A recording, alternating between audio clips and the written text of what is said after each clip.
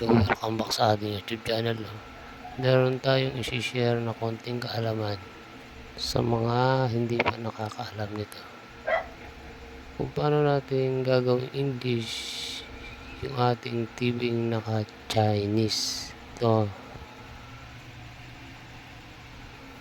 So, Chinese yan. Magcha-Chinese yan kung sakaling magpapalit tayo ng universal board. So, paano natin gagawin English to? Ganito lang. Yun ang isi-share natin, no? Gamit ang remote.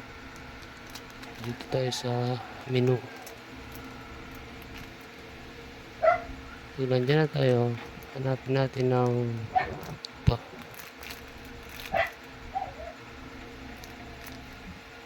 Yan. Yan ang hanapin natin, no?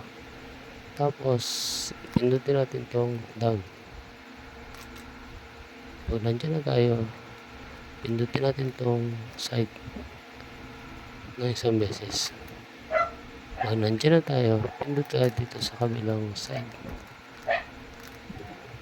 para hanapin yung English.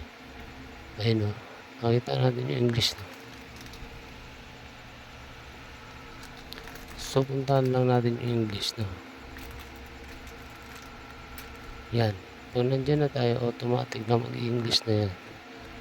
Then, back to menu na tayo. Ayun, no? English na, no? English na siya. Back pa natin ng menu. Ayun. So, English na siya. Hanggang dito na lang. Sana natutukan nyo at na kita nyo kung paano natin ito ginawa para sa ating konting kaalaman na isi-share ko sa inyo. Sa mga nakakaalam na nito, shoutout na lang sa inyo.